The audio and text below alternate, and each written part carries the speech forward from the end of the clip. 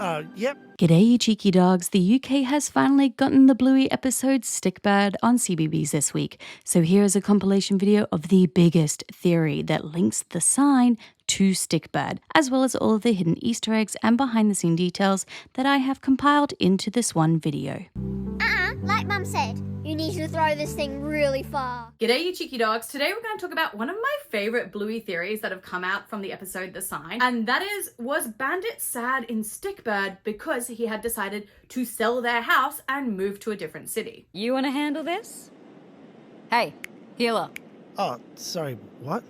Nothing. Now, even the official Bluey account also kind of like speculated on this as well, which is another reason why I really kind of love this theory and I want to sort of put through all the evidence as to what could back this up. Also, if you love Bluey theories and other Bluey videos as much as we do here as well, don't forget to hit the like button down below, the subscribe button, and that bell for notifications so you know whenever any other videos come out. But let's start off with the episode Ghost Basket and the Sign, because that's of course when we first find out that they are selling the house and that they are going to be moving to another city. No worries. But look, I can't do this every time. Why do we have to sell our house? We've been through this, Bluey. Dad's got a new job in another city. And what's wrong with this city? Nothing. And so if we go just a few episodes back then to Stickbird, we can see Bandit kind of for the very first time ever looking very stressed, having a lot of anxiety, just seeming to be really worried in general. And that's very un-Bandit behavior. And we knew that it wasn't going to be anything really awful because Chili was very like nonchalant about it all and telling him just to like get over it. Sorry, mate. What was that? Let it go, babe. You're missing all this. I'm trying. What are you trying? Nothing. So perhaps this is the start of that sort of like story arc of selling the house. Perhaps this is when he was first given the job offer and he was trying to decide whether he should say yes or no to it. And that's what he was focused on so much. And of course, there are a lot of pros and cons to this. The idea that he was going to get a lot more money and give the kids a better life. And we saw him talking about this constantly throughout the episode The Sign. But this job pays a lot more money, which means we can give you kids a better life. I just want to give them the best life I can. I know. Now, of course, there are probably a lot of cons that Bandit was thinking about in the episode Stickbird, and in the episode The Sign, Chili was mostly the one that was kind of saying those to us in the episode. Please don't make us move, Dad. Oh, Bluey. Mum, please tell Dad not to make us move. Oh, Chili. So you don't want to move either? Of course I don't want to leave Bluey. You took your first steps in that house. And I guess some of the biggest ones were the fact that they weren't going to be around their family anymore. They weren't going to be around their friends or their amazing neighbors anymore either. They were really sort of giving up the opportunity to be around this amazing community that they built in hopes that they could have a better life with more money. My dad is moving us to another city and I'll never see any of you ever again. What? So no wonder that Bandit was so incredibly stressed in Stickbird, because he had to make this insane choice that, yeah, would cause a lot of stress and anxiety. Showbrum actually gave us a little bit of a hint about these feelings that Bandit was having. Well, Owen kept asking, what's Dad worried about? What's Dad worried about? It's like, take your pick, man. Like kids, relationships, house. Now, he said specifically this is what he could have been thinking about in that scene. So, kids, relationships, and house. House is, of course, the big key here and how this all fits in, because he was worried about selling their house, how this would affect his relationship with his wife Chili and his friends and family, and how, of course, this would affect the kids as well. Well, then why are you? Because your husband's telling you to. No, because I think it could be good for our family. But it could be bad for our family. It could. And again, this all links in as well with the throwing storyline in Stickbird and that coming back into play in the episode The Sign. Do we need to throw things really far? Sometimes. Like Mum said, you need to throw this thing really far. In Stickbird, we see Bandit throwing away his worries, which seems to imply that he in his mind has said yes. He has decided he's going to sell the house and that they are going to move. And he's not going to worry about it anymore because it's going to be a great big adventure and something that's going to help his family in the future. Now we see this again at the very end of the episode The Sign. However, Bandit now obviously has the opposite feelings. He is now saying no. No to selling the house and no to moving away and no to no longer being in this undecided position. And again, Joe Brum actually said something about this on the Hammerbound project about something really beautiful, the fact that Bandit decides to choose his community because you can't really put a monetary value on the situation that they're in, where they're in this great space with neighbors that they love and family that's close by and the street where they can ride their bike on. Is him trying to put, I guess, a monetary value on community and friends and family and that sort of thing. That he's trying to balance up, they're both trying to balance up all these intangibles which don't have a monetary value. And it's not meant to be like there's something wrong with chasing more money or a better job or something like that. Yeah, it's him just putting a value, I guess, on community and family and 1,000 other things. And I do think that that is such a really great thing, because usually in life, there's a big push to like earn more money because that's going to give you a better life. But sometimes maybe that might not be the case and you already have the best life where you are currently. Are you sure you're not making a mistake? You worry too much, little brother. Do you think we'll have a happy ending too, Mum? Maybe. Now, we do need to talk about something that does kind of go against this theory a little bit, and that's that one specific line that Bandit says to Bingo. But when you put something beautiful out into the world, it's no longer yours, really. Now, I've talked about this theory obviously before on my channel, and the main thing that seems to fit in with this line, as well as like all the other things that Bandit's going through in the episode, is the fact that maybe he put something out about his work and it was negatively received or had a lot of notes on it and everything like that. And that obviously does work within this theory, but it doesn't work with the selling house and moving kind of theory. However, that line was never actually meant to be in this episode. When you put something beautiful out in the world, it's no longer yours. I was like, Jesus.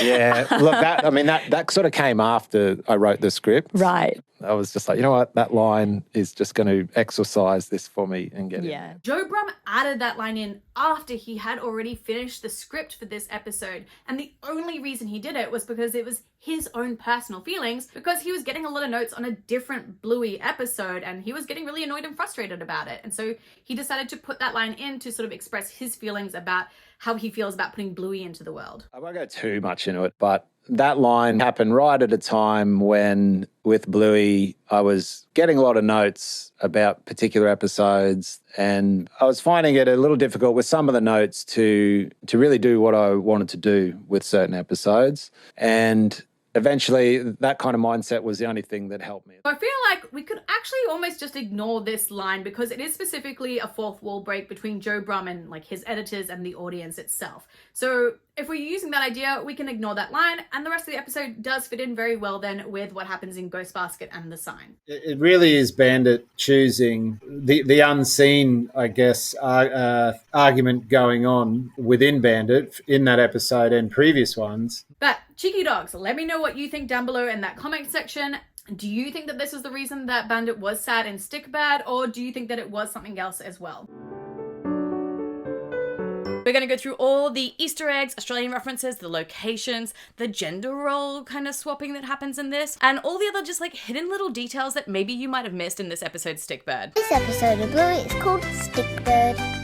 Something really cool though I really want to talk about is the location for this. So it is quite obviously Curramundi Beach in the Sunshine Coast, and that kind of also links up with where they were for the episode Relax. Bluey locations over on Instagram has some fantastic photos of this. So you can see the one of the barge from Relax also matching up with the creek inlet from this episode Stickbird, as well as just like a beautiful shot by shot showing like the mangroves and the beach and how well that all matches up. Of course, we should really talk about the music as well. I definitely noticed during our live stream that I'm like, this sounds like classical music and something that I should know. And we can see in the end credits that Bach is also credited in this. And Geoff Bush himself has said that this song is Jesu, Joy of Man's Desiring. So I love again when they put in like this beautiful classical music. And again, this is like a nice follow up to the episode Relax with a simple gift in that as well. Something really cool though is Dan Brum, who is the sound designer and voice of Stripe in Bluey. He put up an Instagram post showing how he creates some of the sound effects for this. And it's so cool to see how he does it. I'm going to put it in a little clip here. So I love just like how much effort goes into this show of, you know, you could just use random sound bites, but they actually want to get the real life sounds of Australia in there. Now, of course, we have our very special Easter egg, which is a long dog. He is hidden amongst the sticks. It's the only stick that has like a set of legs, and when you zoom in really close, you can see the long dog. And yes, this is an actual long dog. It was confirmed by one of the animators as well over on Instagram. Now, something really cool in this is that we get some new characters and references to old characters as well. So we get 3 new little children characters, and I love just the designs on these. Everything from the fact that they all have different colored hats, but also how they're wearing their hats is all different, like forward cap, back cap, and a little bucket hat as well. 2 of the dogs also have little freckles, and we found out that one of the dogs' names is Cookie, which is just such a really cute little dog name as well. We do also see the lab, or possibly golden retriever's mum, in the background as well. She also seems to have freckles and is wearing sunnies on her head. Now, of course, when I talked about old characters, I'm talking about Mia. I can show you a trick my buddy Mia taught me if you like. Bluey's buddy from Barky Boats. It's so cool we get a reference to her in this episode to find out that she's the one that showed Bluey this awesome coping mechanism for when you are sad and angry at the same time. And I think it's really great because it shows a lot of like Bluey's maturity and how well like she can teach this lesson to Bingo and being an older sister for her. And of course, in the end, Bandit also ends up taking on this lesson too. Now, I did mention the gender roles before, and I do want to talk about that. So we kind of have 2 kind of like talks about gender roles in this episode. So one is of course about Bandit and his feelings. And of course, it's very stereotypical that usually like men, you know, keep their feelings hidden and deep down inside and don't deal with them. It's a very old stereotype that I feel like in this day and age, we're trying to move away from a lot. And I think Bluey did a great job of showing that. They're showing Bandit trying to deal with it in his head and, you know, trying to let it go like Chili told him to. And then at the end, him being able to let it go and feel a lot better about it and being very vulnerable with us as the audience. So I thought that was really cool. And then, of course, the second gender stereotype kind of switch was the throwing like a girl. So it shows the girls not being able to throw and then Chili kind of making a joke about, you know, who taught you how to throw. And of course, again, stereotypically, it's like the dad who would teach them how to throw and how to catch. And she asked Bandit if he wants to do it and, you know, he's not in the mood for it. So she takes on that role. She's going to teach her girls how to throw. And I think this really suits her character as well because she is a very sporty character too. Now let's talk about all the other like extra little hidden details that you might have missed in this. The first is the sticks that they initially try to throw. Those are mangrove shoots, and we can also see the mangroves in the background there as well. For those of you who don't know, mangroves are like really common, especially along the northeast coast of Australia. So again, that's another way of us being able to match up the location to be Currimundi Beach for this. Now some of you might have noticed like the paint that looks like they have on their fur. That's actually zinc. In Australia, the sun is ridiculous. Like it will burn you in seconds. So everyone, if you go into the beach, will wear zinc. And of course, just plain like brown or white colored zinc is a bit boring. So we have all these like fluoro colors in Australia. And I love that they chose to do different colors from the initial episode Beach. We also, though, talking about Beach, see Bluey do another cartwheel here, just like she did in the episode Beach as well. We also see Chili being the one that has the crab claw and is like teasing the girls with it and scaring them with it, which is really cute. And we know we're going to see this crab claw again in the next episode Show and Tell. So I love that they're kind of like linking these episodes together. You want to handle this? Hey, healer. Oh, sorry, what? Nothing. And I missed this actually in my initial Easter eggs and breakdown video. The book she's reading is Eat, Pray, Love, but just the pray part, because they can't use the word pray because of the religious restrictions with ABC Australia, they got a dog paw print there instead. So it's eat, doggy paw print, love. And I think that's so cool because again, it kind of ties in with the fact that like she's been trying to relax more, which we saw in the previous episode, relax, and like she's kind of like on this kind of like journey. So I love this reference to Eat, Pray, Love. Do we need to throw things really far? Sometimes. Like Mum said, you need to throw this thing really far. Whoa! It's going all the way out to sea. We do also have some like Aussie hidden references in there as well. So the first one, if you zoom in onto like where all their beach stuff is, you can see the esky, but in front of it is the thongs or slip-flops, flip-flops, sandals, whatever you want to call them. But I love it. Why are there thongs there? They didn't wear them going down to the beach. Why are they there? So we've got those there, which is very, you know, stereotypical for an Aussie summer at the beach. We also have a couple of Aussie words like Bandit saying righto and mate. And I do also love that Chili calls Bandit healer, like his last name, which is like a very sort of thing that we would do in Australia. And then of course there is the Stickbird, which is, you know, the actual title of this episode. And that was something different too, is that the title card was at the very start of the episode, which was interesting choice. And I honestly, I don't understand why they did it. I feel like they still could have done it in the middle of the episode like they do, or like just after the start. So I'm unsure as to why they did that. So let me know in that comment section down below. Why do you think they put the intro title card at the very beginning of this episode? Of course, though, let's talk about the Stickbird, aka the ibis or bin chicken. I loved the little creation that they made of this in the sand and the fact that it had like a little bow tie on it made out of shells. I thought that was such a cute little detail. I also personally love how much the bin chicken comes up in Bluey. Like it was also in like the Christmas display at Myers this year as well as the Stickbird, so I thought that was really cool. Because we can't throw Stickbird's head. Oh, yeah, of course not. We'd never do that to you, Stickbird.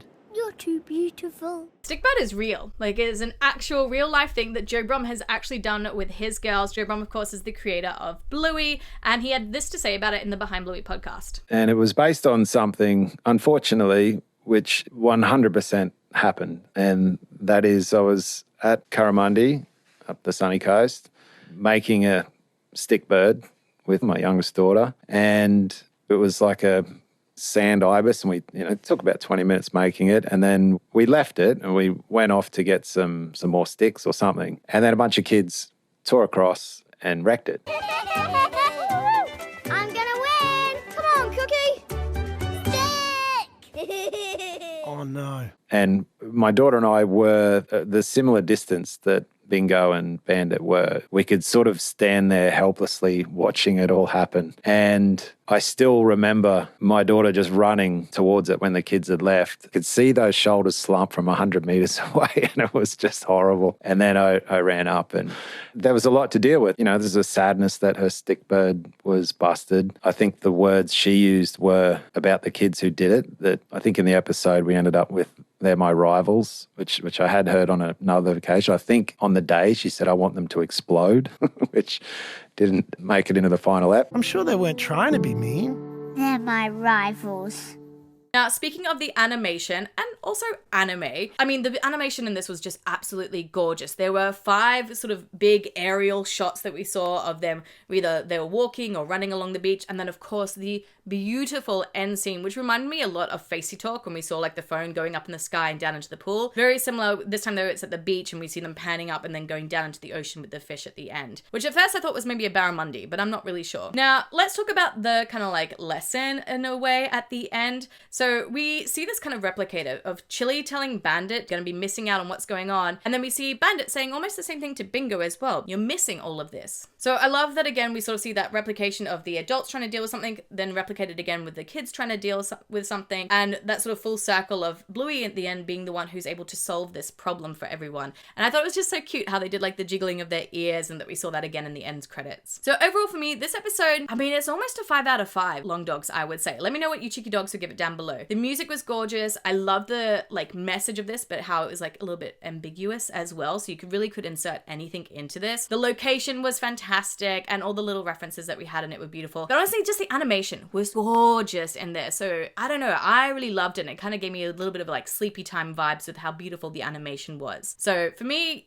yeah, I'm gonna give it 5 out of 5 long dogs. So how do you feel?